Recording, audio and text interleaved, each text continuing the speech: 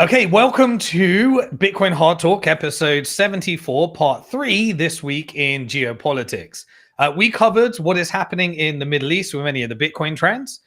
We also covered why there was a big shift in the macroeconomic environment towards focusing on what's happening in Syria and why meetings are happening in Saudi Arabia in order to renegotiate the future of the petrodollar and the euro dollar. And the flows of oil resources and the AI races and the companies that are being sacrificed in order to pump the EU war machine. Now we're going to go into the geopolitics of everything we saw this week. This is where we get a bit more humanitarian based upon the money flows, and we realize the sheer cost, devastation, destruction, immorality, and the just absolute disgust of the occupation by central banks when they constructed this proof of weapons network. Now we get a bit more humanitarian. So depending on what network was funding your media, you were told a different story. You were either told nothing's going on in Syria, or you were told that Iran is creating havoc in Syria, or you were told that Muslims are killing Christians. It all depends on which part of the proof of weapons network fake media you were watching, and whether you're on X following people that are implementing regime changes by trying to get all of the influencers that are funding to spread the particular narrative that meets the agenda when we follow the money. So depending on that, let me tell you what I saw anyway. So there was Syrian violence, massacres, death, destruction, and the reality of the situation is that Syria is a playground for outside interest. It has America occupying the oil and the wheat. It has Israel occupying the Golan Heights and strategic locations that are needed in order to push America into a war with Iran and be able to control some of the resistances in Lebanon while it commits ethnic cleansing and genocide in Gaza and the West Bank. Turkey is controlling parts of it through the funding of the new government, HTS, and in order to create resistance against the US controlled part, which is the Kurds occupying the oil. The Kurds are a leftist, Marxist, communist ideology that wants to create its own Kurdish state. But Turkey would be economic destruction because it takes part of Iran, parts of Syria, parts of Turkey, and it would have a significant impact. Plus, Turkey is holding millions of the refugees that were the victims of the proof of weapon network when Israel and America weaponized ISIS. And Iran was pushing back with the resistance in Lebanon with Hezbollah in order to fight against ISIS. And then you had the different proxies and all these different groups, which are now been rebranded as the government of Syria.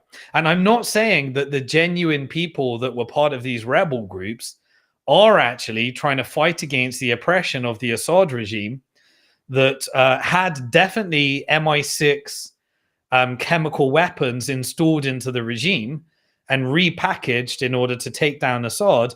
But at the same time, he was committing atrocities because the sanctions meant that you had more and more corruption and more atrocity that was being done. And it's a mess of confusion designed to destabilize in the region, entering it into a civil war and just killing more people, so that when Israel wants to say it's the crazy Islamists killing each other, you can take Hezbollah fighting against ISIS. ISIS is a proxy of Israel weaponized through America. And then you get to tell out the narrative, see, these crazy Muslims, they want to kill all the Jews. And then you can say, oh, that's what the Palestinians were doing when you allow atrocity propaganda on October the 7th to happen, when you say, oh, it was all these mass rapes. And then Israel enables the Hannibal Directive, which led to the killing of their own people. And then you say it was them. And then whenever the bodies are returned, because Israel is just annihilating Gaza, you can say those people were strangled by the thugs and the terrorists in order to weaponize the network of those that are allied with the Zionist vision, that also have very significant control over media and lobby groups, in order to completely control the narrative and take people like Elon Musk and make sure they never tell the truth. And they're simply executing a vision for the deep state, for the lobby. And this is exactly what these things are: a mountain of confusion, lies, death, deception, and quite frankly, crimes against humanity. So America, Israel, Turkey, Qatar, they repackaged ISIS and Al-Qaeda and said, here's the new boss. We'll give them all of the weapons. They weaponized to take out the Assad regime. And now we call them HTS. And we tell used to be the head chopper that used to be in the videos to try and weaponize against Muslims. Now he wears a suit. And then the United Nations leadership, they legitimize it. And Europe comes along and says, we recognize. And then they say, America, please take down the sanctions to legitimize it. And now the head chopper is suddenly in charge. And the genuine resistance of people that want to take back, control after oppression, they believe that they're actually getting their resistance, but this is just control of their government.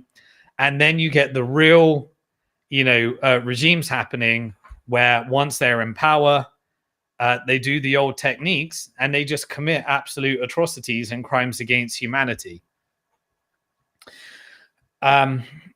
So while, the ISIS and Al-Qaeda and the rebels are being funded, armed, provided intelligence in order to achieve it,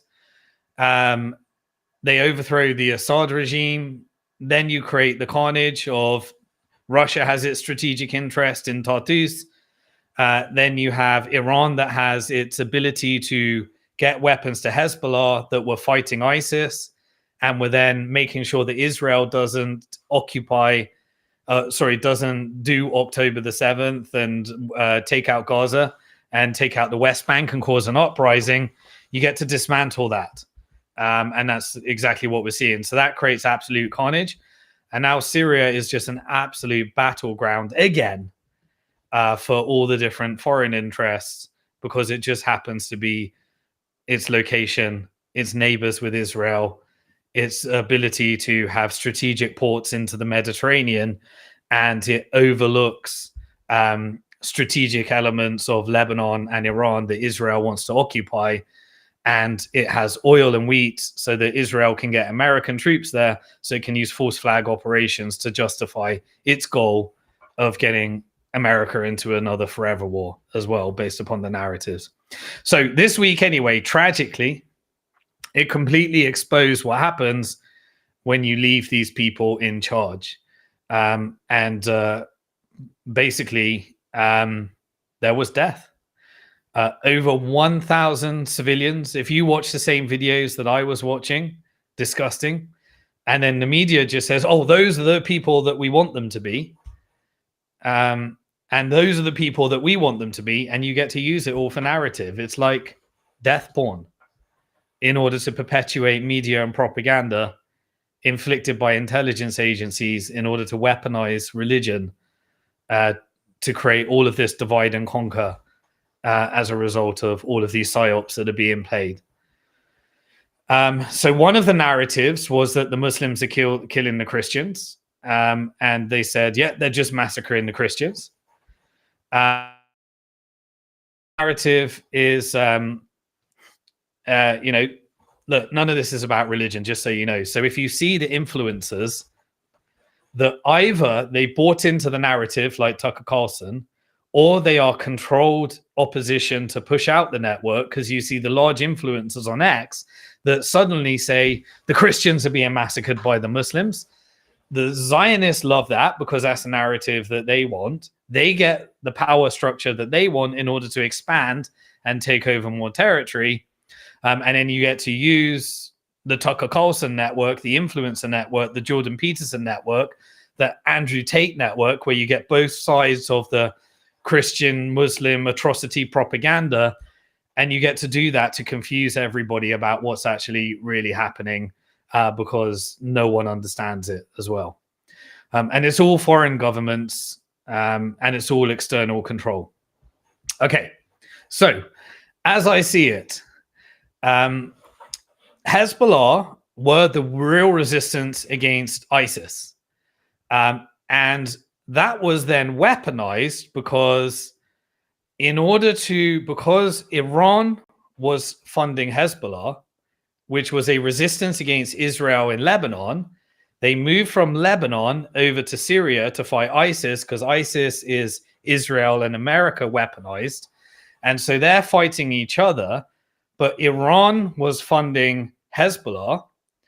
And when they were fighting against ISIS, you get to say Muslim versus Muslim. And then they get to say this is Shia versus Sunni and create divide and conquer sectarianism. And through war of killing children and various other things, you get to radicalize these people, which is exactly what the intelligence agencies want. So when Hezbollah are now, because they're funded by Iran, and they needed to defend the Assad regime, you ended up with atrocities. And then they say this is sectarianism because people were killed as a result of this. And that's how you create a complete psyop and cocktail mess that leads to this stuff. And Russia and Iran have their strategic interests, and US has their strategic interests, and Israel is used, and Israel has different interests as well. The last Trump administration actually killed the person that was taking on ISIS. He was known as the ISIS slayer. That was Qasem Soleimani. Trump actually executed that and said that he was the one that took down ISIS when he actually wiped out the person that was taking on ISIS that would have led to peace and not a civil war in the Middle East.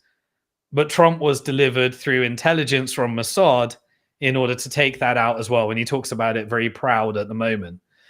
But what happened from that? Trump takes credit for wiping out ISIS. ISIS and CIA, they're just ISIS and Al Qaeda are rebranded as HTS. And then Turkey through NATO is used in order to train them up through America, through Israel, through Turkey. Qatar then pushes out a different narrative to the pro-Palestinian people as well, because they own Al Jazeera. And then you get to blame Iran, and then you have all this cocktail and this mess, depending on what media you're actually following as well. So Trump takes credit for it. ISIS rebrands them. America prints the money. The Fed does it. America middle class gets wiped out. US aid is used in order to control the media.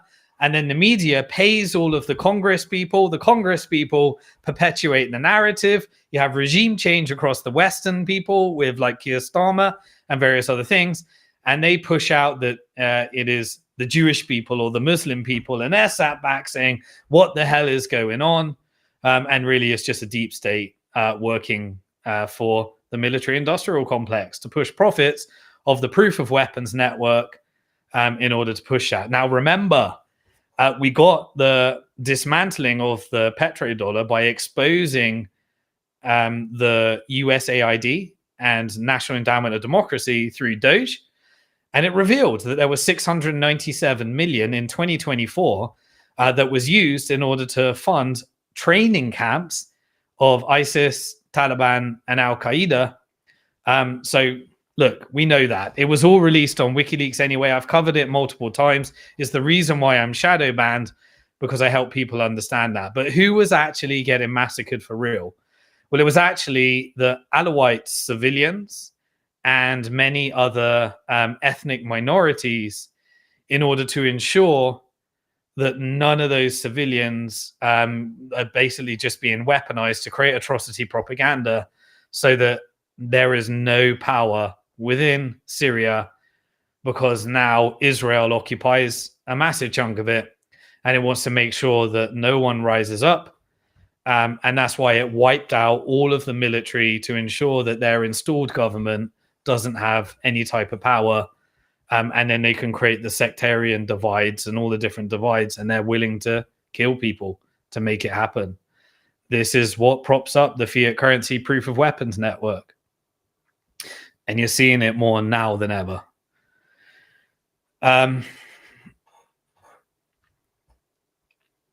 Okay.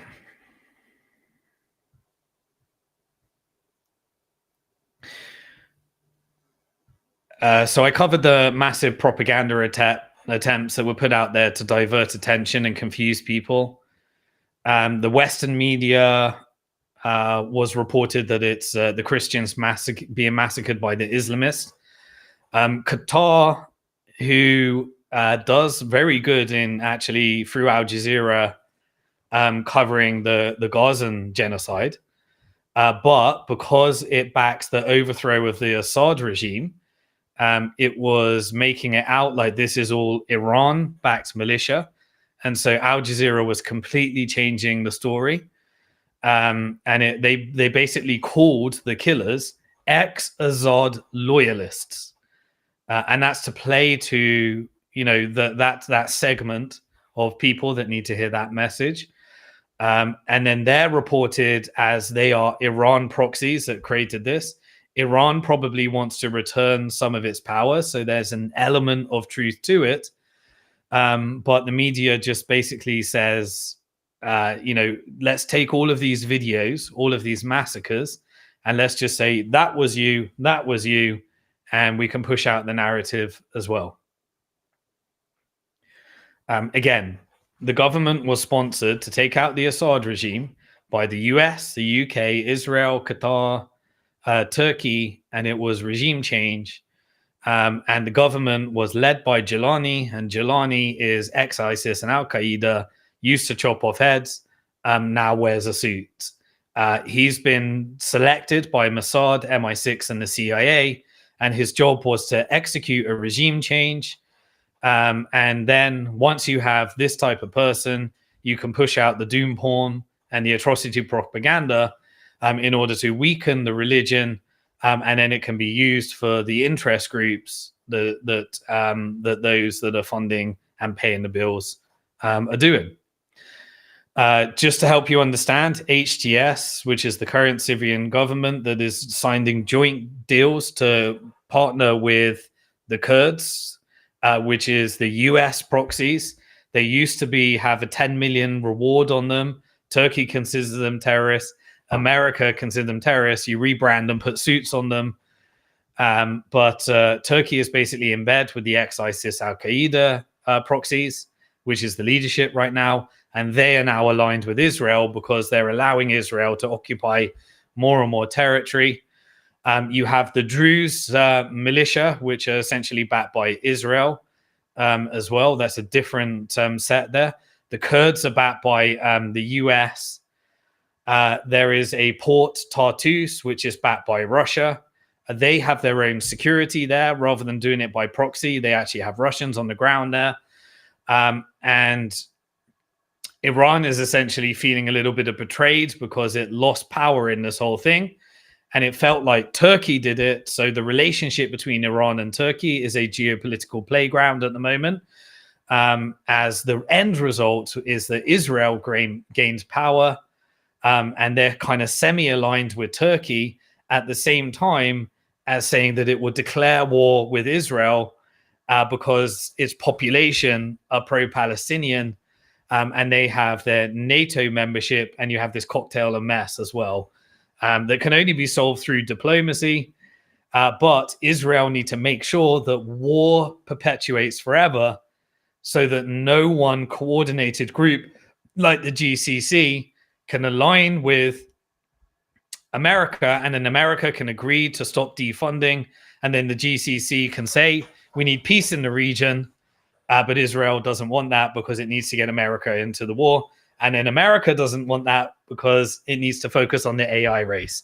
And so there is that internal conflict because we know through following the money, almost all of the Congress is controlled by Israeli lobby, military industrial complex, banking lobby, and the crossovers of those monetary networks as well.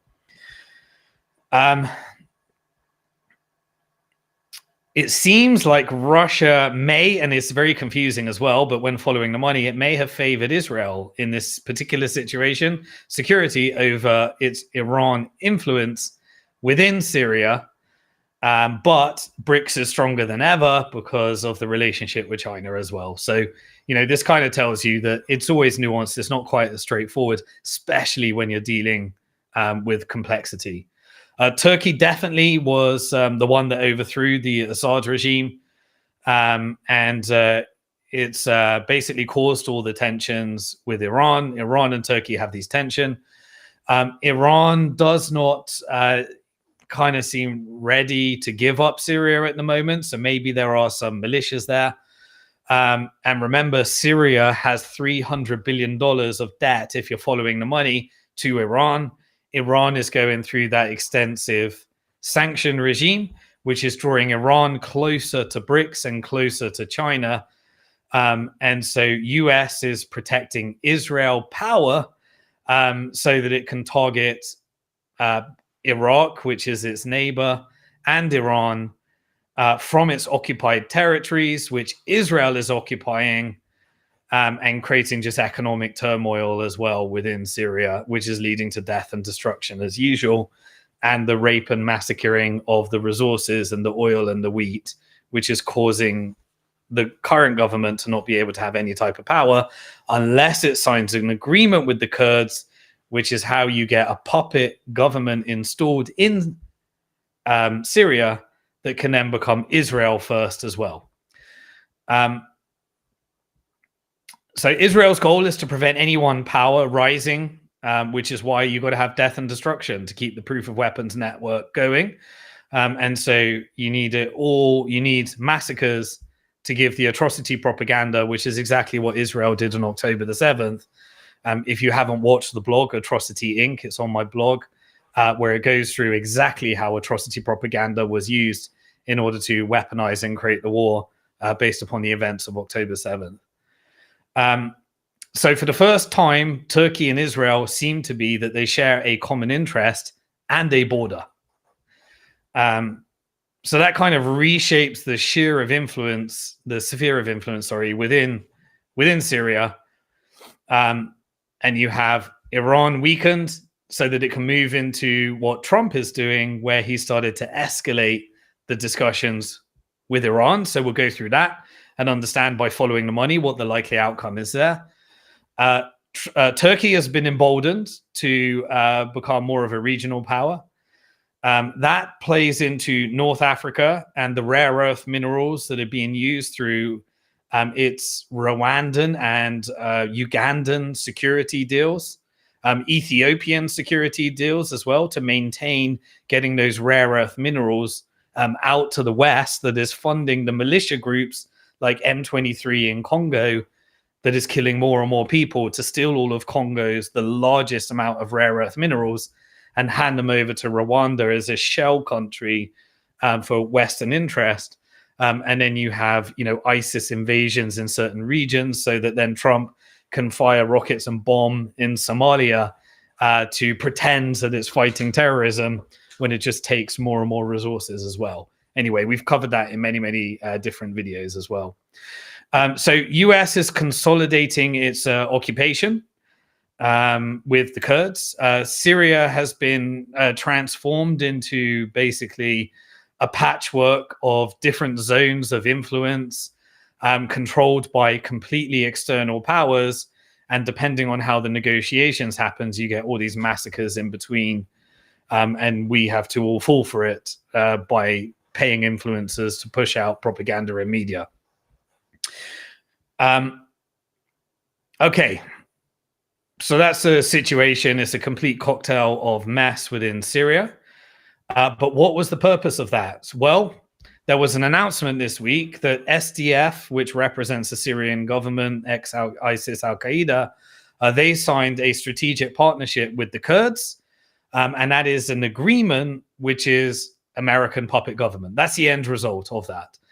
So they can open up the oil and wheat at the right time, depending on exactly how it goes as Israel takes more and more land and occupies and then commits to the Greater Israel project as well. There's a few more parts of it. So this week in the Lebanese side, we saw that Israel carried out 24 airstrikes on Lebanese territories. This is in violation of the ceasefire that was agreed in January.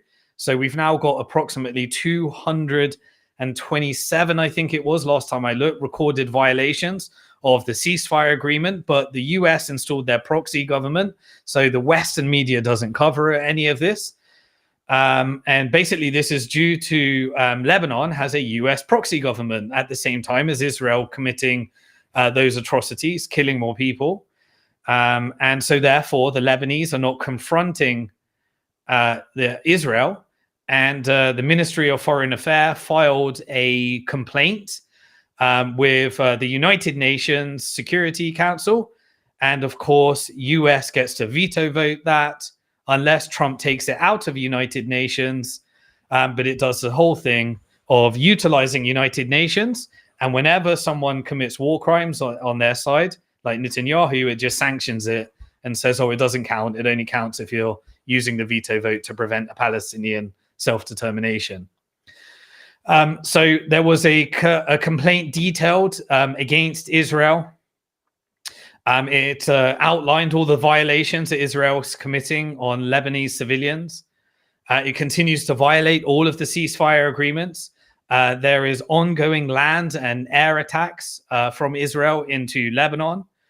It is actually destroying and taking out more homes, more residential people's homes, taking out residential neighborhoods, more civilian casualties. It's abducted Lebanese civilians in the complaint as well. This was including Lebanese army soldiers as well. It is attacks on civilians that are returning to their border villages as well. That was in the complaint. The death of approximately 24 civilians this week. And injuries to more than 125 others through these operations.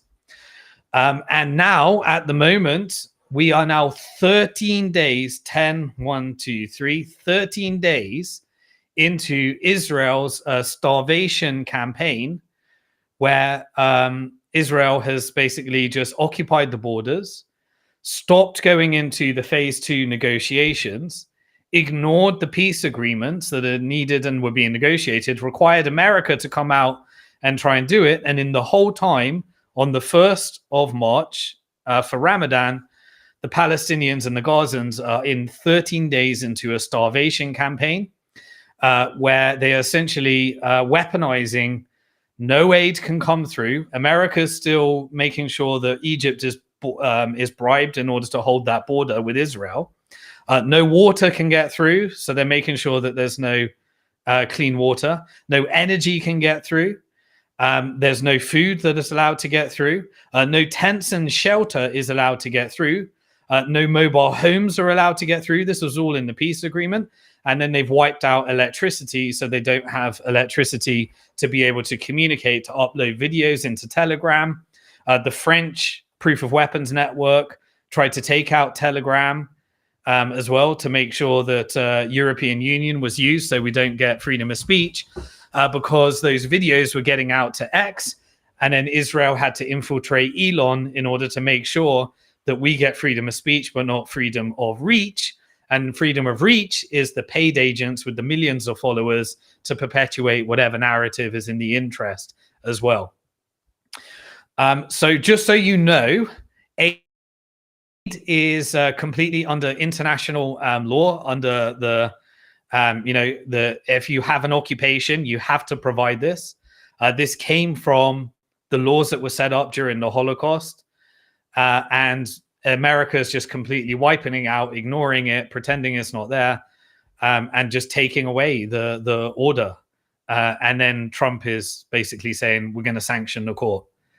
we're going to sanction anyone that tries to bring up these cases, like South Africa. So that tells you a lot when you put all this together about who is running the EU proof of weapons network and the US dollar proof of weapons network as well. Right. So at the same time, the GCC, remember I told you they came out with their plan. There was a $53 billion plan that said we will have a security deal with America. The GCC, the Gulf nations, will ensure a two-state solution. They'll invest $53 billion into rebuilding Gaza. They'll put together a plan of letting all the aid in. And America, all they need to do is stop funding Israel to stop that from happening, to stop peace from happening, stop using their security United Nations vote to veto vote everything. And Egypt, basically, they could go for the plan. And then we can have the rebuilding and the new system. But as soon as the peace plan, which is completely feasible by the GCC, Israel and US rejected Egypt and GCC two-state solution. They said instead that they wanted to do their plan of Israel ensuring that ethnic cleansing happens. They return to genocide and the war continues. And so France, Germany, UK, and the Islamic organization, they came out and backed the Egypt and GCC plan, but only America and Israel unbacked the plan. Trump and Netanyahu, they basically said that they're sticking to occupation. They're sticking to ethnic cleansing. They want to bribe Jordan and Egypt in order to expand the war, which is Israel's plan, by just expanding the borders and sending the resistance over to Egypt and Jordan, so then they can get the Greater Israel Project, they can get America in, and they can get war with Iran as well. Trump says that, we had a pivot as well. So if you watch this week in the White House, meanwhile, back in the propaganda from CNN and BBC and Fox News side of the world, Trump said that no one will be expelled from the Gaza Strip. So there was a walk back. Why was there a walk back? Because Trump walked it back because he was sitting next to the Irish Prime Minister, and the Irish Prime Minister have joined the genocide case against Israel. They've been in United Nations ensuring that the illegal occupation, they've been standing up for Palestinian rights. And so Trump had to change its narrative because the proof of weapons network between America and Ireland requires much of the globalist tax havens like Apple. He focused on Big Pharma, but the big tech companies, he didn't mention big tech, he just mentioned Big Pharma, because big tech is the transition. They're the beneficiaries. They're the ones that paid for Trump to pay president. But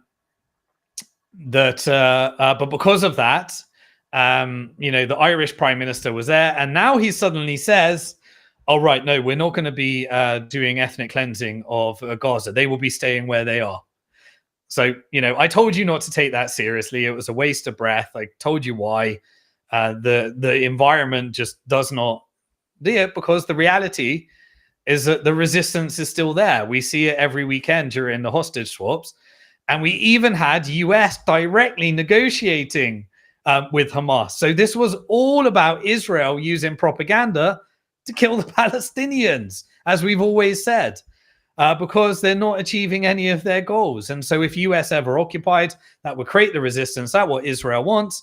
And then they could use false flag operations to get America into war with Iran. I'll go through why that doesn't work, but it only works for Israel, and it could take us to World 3 based upon everything that happened this week as well. So this week we had the Witkoff negotiations.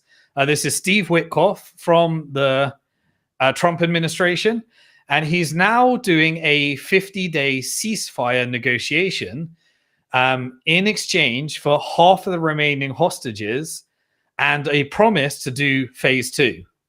And so this is just a renegotiation. They're not sticking to the ceasefire agreement. And the problem is that the reason that they're not doing that is because Hamas have already agreed to step aside and allow new leadership to step in But they said they've already agreed to return all of the hostages in phase 2 and 3. But they said you have to do Palestinian self-determination. And that's the biggest problem for Israel, because they want to exterminate and continue and get back to the war, because that is what the Israeli government are saying they want. And they've threatened to leave the government and overthrow the Israel government if they don't go back to war, which is why the protesters in Israel are saying, we know that the Israeli government doesn't want to release the hostages. And in fact, when they have bombarded and killed our own people, they're using propaganda to say it's Hamas strangling them. And the families are coming out and saying, no, that's not true. And then Israel is suppressing that. And you're just getting this absolute craziness within Israel at the moment as well. Now, there was a crazy off-script thing that happened this week. And immediately Israel had to eliminate the United States envoy for hostages. So he came on TV, and it was said that US, before the war returns, they want to get their US hostages out because it would be political disaster, or they're negotiating this in order to say that actually the US is negotiating directly with Hamas and they didn't go through Israel in order to do that. So he came in and said, we are negotiating with Hamas directly. This was all done, I believe, behind Israel's back. It was completely off script. He actually said things like, yeah, Hamas are just people like us, and they don't have horns growing out, and they are very willing to negotiate, and we think we can get all the hostages back, and we can actually get peace, and we can actually get that. And he actually went on CNN and did an interview, and the interviewer at CNN, which is paid by the Israeli lobby, was horrified with the thought of peace. And this guy went completely off script and said the truth, that we could actually have ceasefire right away. We could have had that at any point as well. And so the US had meetings with Hamas, and he actually said they were very helpful. I quote, he said the meetings were very helpful.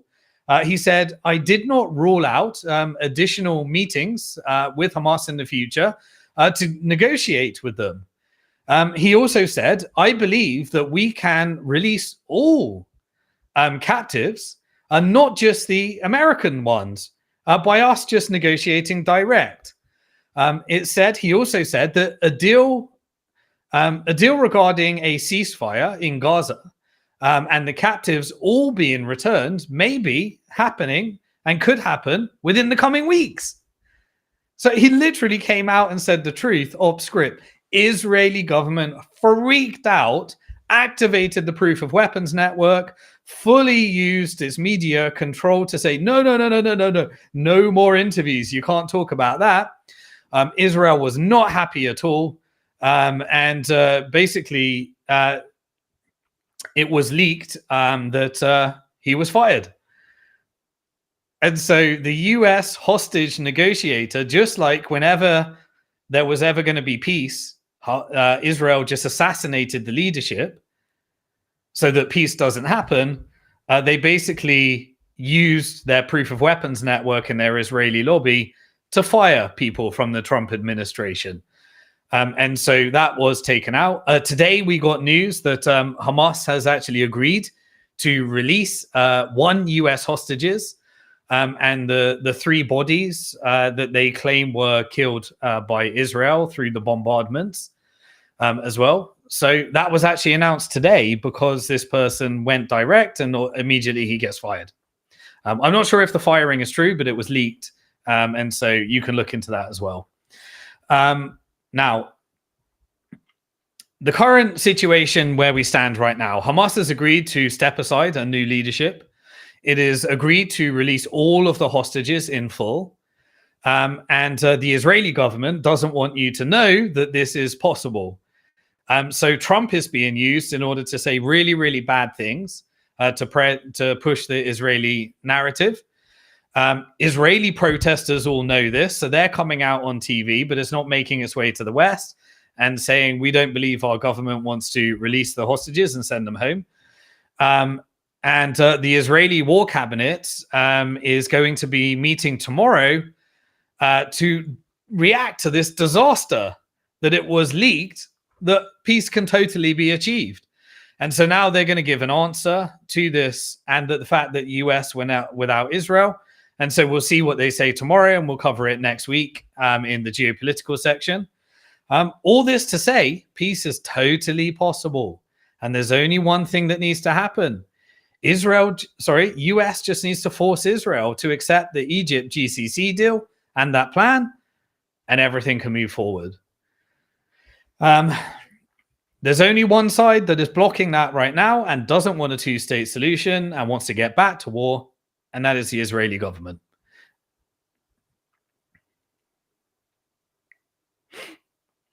So what happened in order to combat against this? Okay, in the United Nations this week, Israel actually got accused of genocidal acts. The United Nations report was released.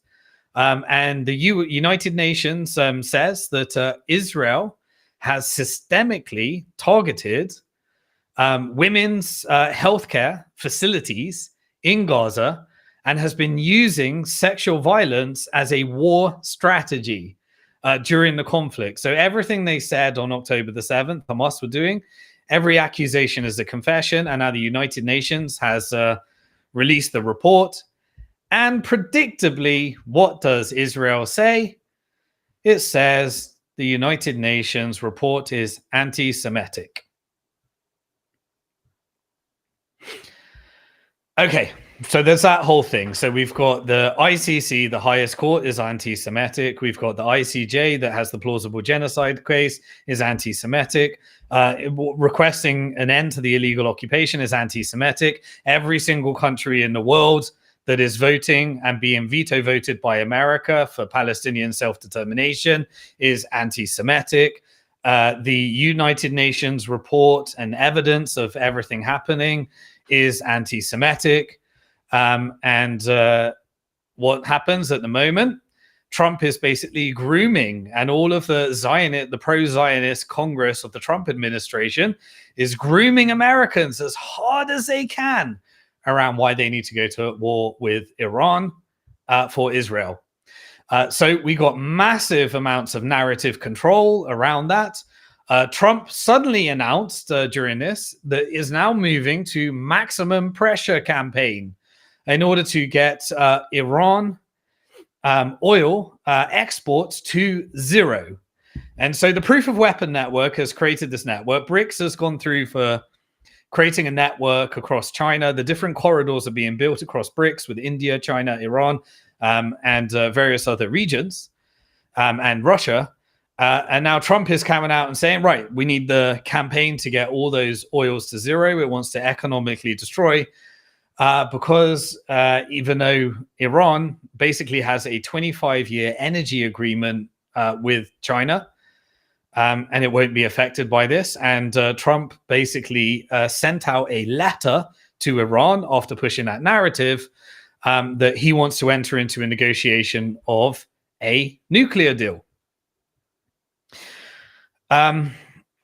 The Zionist-controlled Congress really don't want that to happen because there's the neocon element, there's the Zionist element, and that's the last thing. I actually believe that Trump wants a deal. And wants to do that because it makes total economic sense.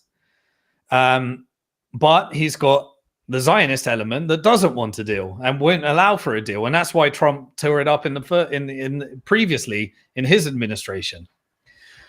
So because of all of this, because they've been back and forth with Obama, they've been back and forth with Clinton, they've been back and forth with Bush, they've been back and forth with Trump, they were back and forth with Biden, and now they're back and forth with the same old tricks after decades of experience. They just don't believe that they want to negotiate because they know it was always about buying time while you escalate militarily, and then Israel uses its network to undo the deal, and then no one can get in charge unless they undo the deal, which is what Trump did last time.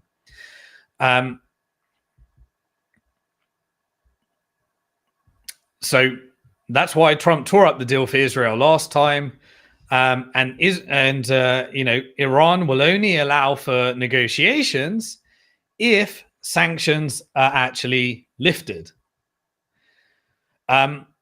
So the letter that Trump said to Iran, it basically had no concessions. It didn't have any removal of the sanctions. So it was basically saying, let's negotiate a nuclear deal, but we're not giving you anything. Just stop nukes. Just stop refining uranium. And so Iran obviously came out and said, well, are you going to give us anything? Is this a negotiation? And then Trump pushed the narrative across the media. He said, he went out on Truth Social. He said, if Iran doesn't agree to a nuclear deal soon, America may have to go in militarily. This is what Israel wants to hear. He's testing it. Will America allow it? Will MAGA support it? No, you need more and more atrocity propaganda in order to do that. So then suddenly all of the Muslims are killing Christians was activated, and the Syrian side was activated in order to go more and more aggressive on this negotiation. Iran came out and rejected Trump's request for nuclear talks. Then Tucker Carlson was initiated in order to interview with the head of Qatar, which was very, very interesting if you didn't watch it as well. So he did an interview and he helped understand why war with Iran is just absolutely not possible. So the Qatar leader said that targeting Iran's nuclear plants, which is what Israel wants America to do, it will actually destroy all of the water, because Qatar is neighbors with Iran and there is a nuclear refinery plant right on the border next to the water. And so that would contaminate all of the water into Qatar, all of the water into UAE, all of the fish that Qatar and UAE rely on. And so you can't actually do this. So Abraham Accords can't happen. So it just helps you understand that this is all just about sabotaging everything so that Israel can become the regional power with its illegal nukes that aren't following any of the agreements that it stole from America after Mossad assassinated JFK, and then we don't get those files. And then what did JFK do? He wanted to stop AIPAC bribing the government by registering them as a foreign agent. And then he also did a monetary reform where he said an executive order started issuing treasury dollars backed by silver, which takes away the proof of weapons network and the Fed. And so he got wiped out. And now we're promised that those files will come out, and then they don't come out. Why? Because they're being released by Zionists that are there acting as Israel first in the pretense of America first. Qatar and UAE, they actually are strategic assets of America. They have their US bases. They aligned. They did their normalization. Qatar even had said in the interview that they have a Hamas office. And the Hamas office was put in place at the request of America so that they can do negotiations. But Israel doesn't want that to happen because, remember, Israel, via Qatar, funded Hamas because it wanted to fight against the US puppet government, the Palestinian Authority, that could have delivered peace through a two-state solution, which is why Jeffrey Epstein network was utilized in order to blackmail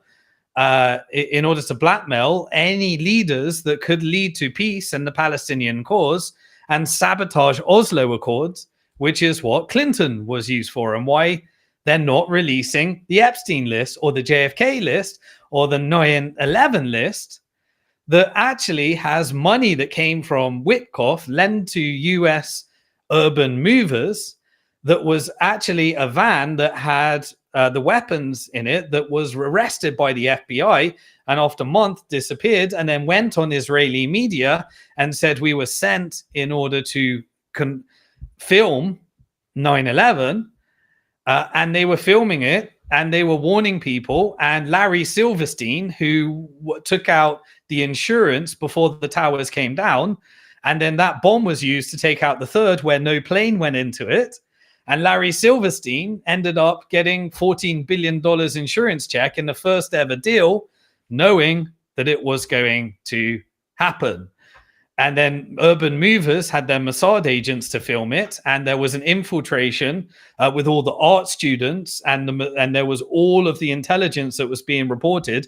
This is all in the actual 9/11 files, but they're making sure that the Congress, which is controlled by Zionists, cannot tell that information to Israel, because then America might know that there's been complete infiltration. And then the American people and the MAGA people might demand, Israel, you're on your own. And if Israel is on your own, they'd have to accept peace with the GCC Egypt deal. And the Palestinians would have self-determination. And there would need to be an actual nuclear deal with Iran. And we'd actually have to move to peace. But Israel would just have to accept its current economic reality. And that's not what Israel wants.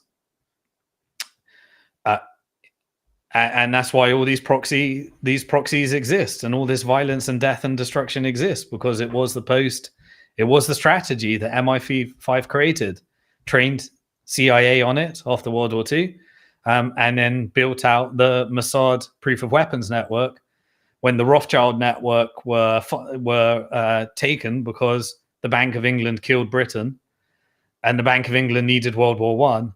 And then it used World War One for Walt Rothschild to hand over hand over Palestine to Israel, and then an atrocity was needed in order to bring all the Jewish people over to Israel to join the IDF, to engage in ethnic cleansing on the belief that they need protecting, and then they weaponized anti-Semitism in order to control the network, build out the network. The Cold War led to all of this covert operations to protect the dollar, created the euro dollar, created the petrodollar. And then when the Cold War was over, you needed to create the fake war on terror. The fake war on terror needed something to weaponize Muslims, to play them off against Jewish people, as Israel was trying to get all the Jewish people over there so that they could weaponize that part of their religion. And the complete psyop happened. And 9/11 led to the clean break memo. Clean break memo led to the destruction of Syria, Sudan, Somalia, Iraq, Iran, funded both sides of those wars. Iran is the last one on the list, and Libya, because they wanted to create a gold-backed Pan-African currency that could use the resources across Africa. And Saddam Hussein wanted to price oil in euro and break the petrodollar. And therefore, it had to be eliminated, propped up the dollar, but now the model is no longer needed because America has its own resources. And BRICS was created, and China's winning by supporting all the countries that America destroyed. And now we're going back to this regional power, and we've had this new thing. America could win the AI race unless it's dragged into a forever war. Israel wants to drag America into a forever war, and Congress owns it. And that's the relationship that everyone needs to understand. That helps you understand all the different wars, all the different history, and what is happening behind the scenes, and why the Trump administration is currently exerting an Israel first policy as it hands over the assets, as was covered in the macro section, as it launches this technocracy as well. Anyway, what else have I got for you? Probably went a little bit deeper.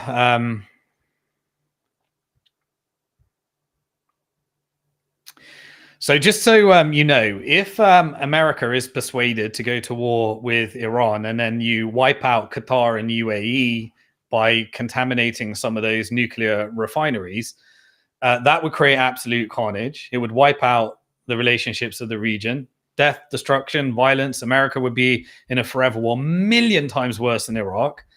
Iran has, advanced drones, was providing them with Russia, agreements with BRICS, is dependency for China's economy, strategically important. They need the chips that are manufactured in Taiwan.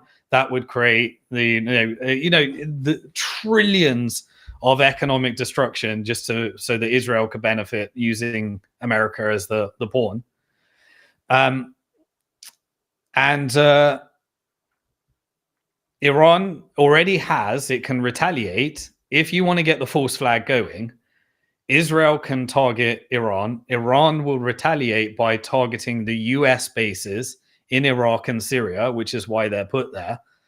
And that would create a issue with the Syria conflict because they're occupying the oil there. That could push up the price of oil. And then we could just repeat the same cycle that happened during the Silicon Valley bank collapse. You could use that inflationary cycle to get the Fed to have radical change in policy. And then you could wipe out the banks, the ones that you want to wipe out, and you could get exactly what happened in 2022.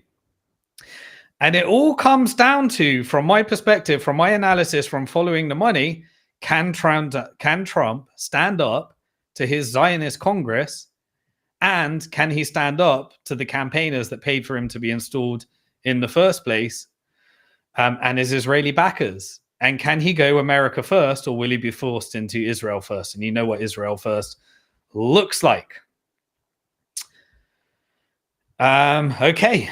So I covered a bit more around, I've done the deals. And so when this was all escalating, your media may not have told you, but Russia, China, and Iran, while this whole nuclear deal escalation was happening, on the Western media, they actually held joint naval drills, basically around Iran's port. And so all of these drills are showing we're unified. America, focus on America.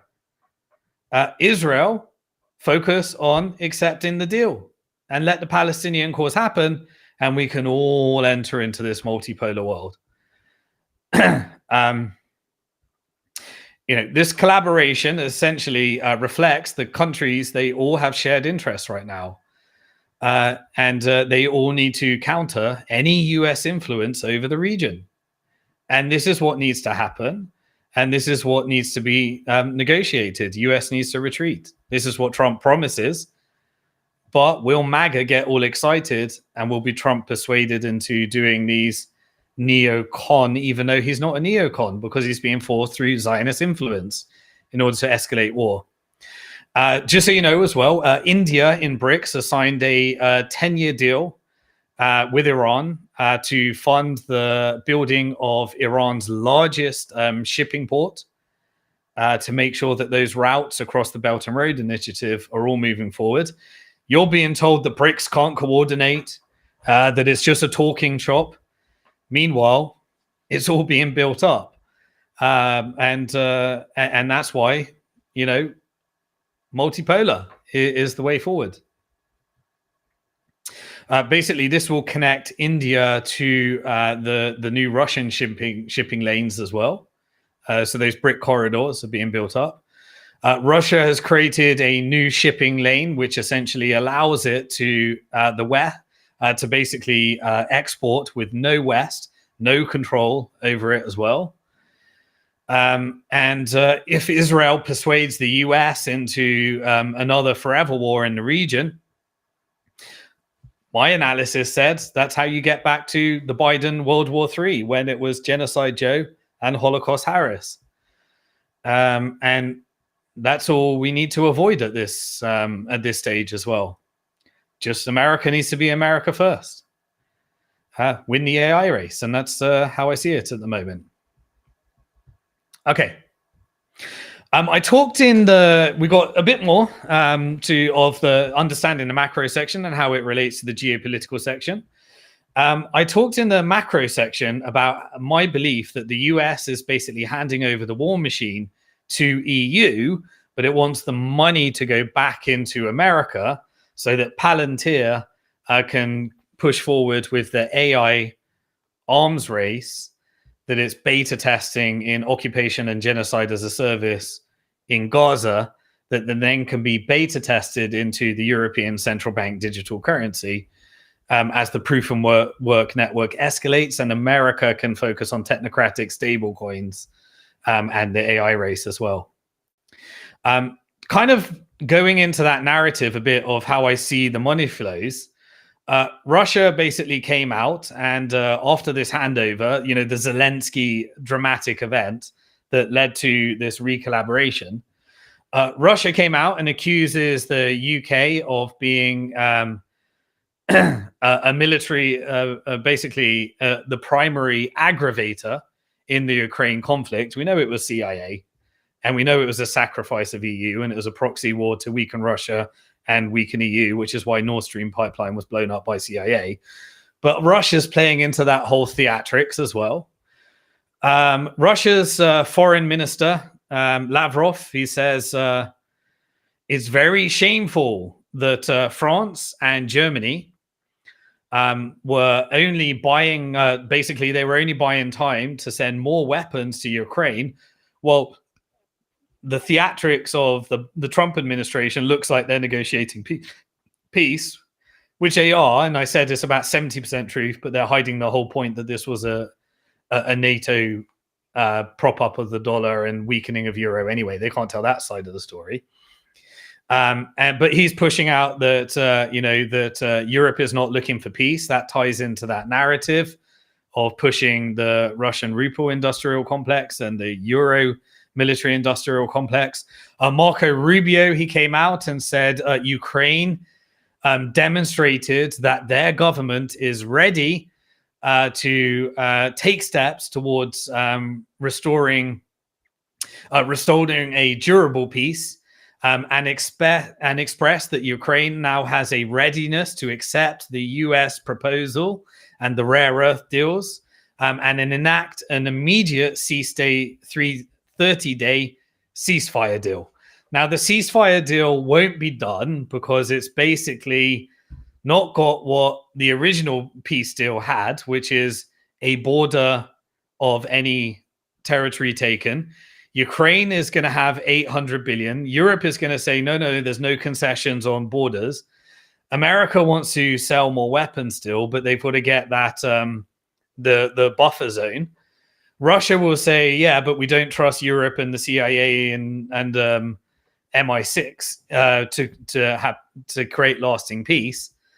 And so we know it's a deal that can't be done, but we now need a way of showing that we can give the weapons to Ukraine, give the intelligence, get the money back into America, transition a war machine, make Europe look like the warmongers, make America look like the peace negotiators, and make Russia look like it's turning down the deal, all while escalation is happening as we get pressure into this to push Russia to go deeper and deeper and hopefully get a negotiation, but it won't be ceasefire because ceasefire will remilitarize Ukraine to come back harder when Russia's already winning. And so it has to be lasting peace, and it has to be a recognition of what actually caused the war, which is a CIA operation to expand NATO in order to wipe out middle-class America, wipe out middle-class Europeans for the profits of the military-industrial complex, the banking lobby, the Israeli lobby, and everyone that controls those stocks, which are designed to redistribute wealth at the money printing of the central banking cartel. Okay. So what did Rubio come out and say? Well, as a result, we will immediately lift the pause on intelligence sharing and resume security assistance to Ukraine. Now, what happened in the meantime? Well, the area that Ukraine was occupying within within Russia, when they advanced, when Biden said you can have these, you can send our missiles controlled by America and Europe into Russia, which Russia said that's a declaration of war by US and Europe, which then led to the regime change where the Trump administration was installed.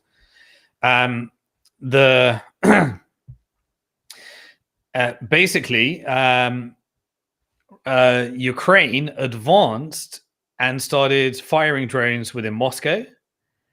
And then Russia came back and retaliated harder. And then now we're talking about this region that Ukraine occupied. And Trump's going on and saying 2,500 Ukrainian soldiers are killed. Russia's coming back harder, is take back control of that region. And moving into those negotiations, they say it's because America wasn't sharing security. It's because America wasn't funding. So now Europe can come back and say, we'll provide $800 billion, and everything continues for the profits of the military industrial complex. So now US has resumed military aid and intelligence into Ukraine. And now, all right, okay, that was the reason why that happened. And this is the justification. And now we move into ceasefire. But we've got to make it now look like Russia is rejecting the deal and not playing nice, and America is saving the world. Yeah, so we got drones fired into Moscow in coordination with all of that. And of course, the war machine narrative continues. Ukraine and Finland, they signed a new military defense cooperation agreement. This was on top of the Bank of England proof of weapons network, decided to create more, more issues for middle-class Brits by sending $3 billion of Ukraine and signing a 100-year agreement and agreeing to send $3 billion every year, while average British people are choosing between eating and heating because they're stuck on US expensive gas that no one can afford. And now they're deep into a recession as we enter into a stimulus through the war economy. And Putin's Kremlin came out and basically said today a 30-day ceasefire. This was yesterday. The 30-day ceasefire that was proposed by US with Ukraine is hasty, was that expectation. And then Putin came out and he released a video which basically accepted, because he knows that you can't not accept it, because the strategy was to release a video to make Russia look bad, make Ukraine and US look like the peacemakers, and Europe and Russia look like the violence, which is what America wants to do. The mission was to weaken Russia and weaken Europe. So Europe and Russia need to look like the warmongers, and Ukraine and America need to look like the peacemakers. And then you had that theatrics with Zelensky to transition to it. Okay. So Putin came out and said, right, we accept the ceasefire, but on the condition that we deal with what caused the war in the first place, which is his way of saying, Trump, you know what caused this. It was the CIA. How are we going to deal with that? How are we going to actually end the Cold War? How are we going to stick to what we originally agreed? And how are we going to deal with the corruption of the military-industrial complex? Or are we going to allow the military-industrial complex to prevail? That's what he was basically trying to say.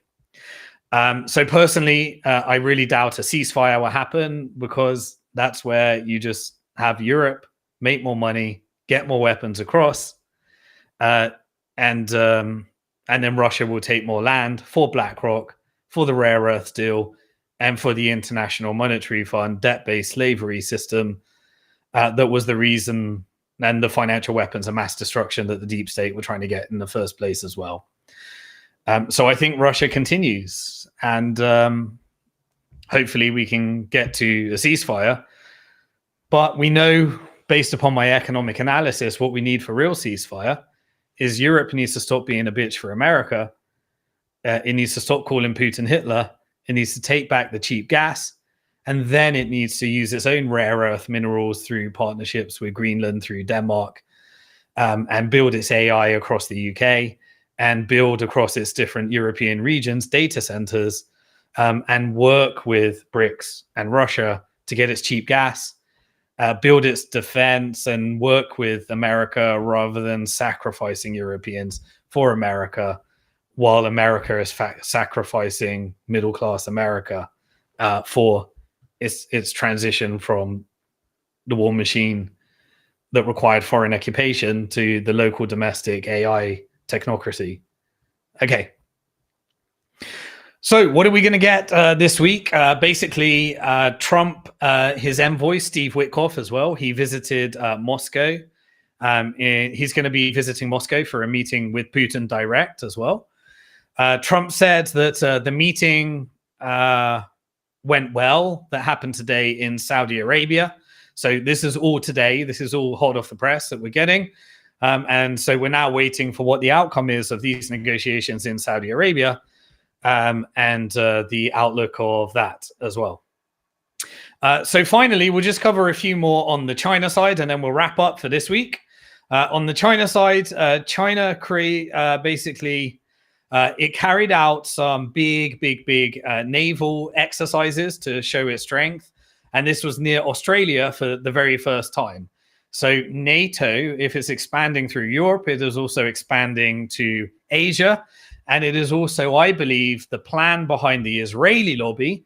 Israeli lobby wants NATO to push for reunification, to push the war machine there, and also use NATO, the European war machine, or the American war machine, to get American directly there to make sure they fight the war with the Middle East, and NATO would be Israel's weapon by controlling and blackmailing and bribing and using its lobby to control European leadership with the CBDC, and American leadership with the technocrat stablecoin and infiltration of the tech companies. Okay. Xi Jinping, China president, came out and said that it is now in talks to travel to the United States in June to have discussions with Trump. Now, there will be no humiliation rituals in that one because China is an equal greater power. We've found out that their GDP was built upon building. Half of America's GDP was built upon this wasteful, unproductive corruption. And in the macro section, we discussed how that gets reversed and what's happening right now. But Xi Jinping will be speaking with Trump as well. And the tariff war continues. And that is everything that I've got for you in the geopolitical section of this week in Bitcoin, macro, and geopolitics.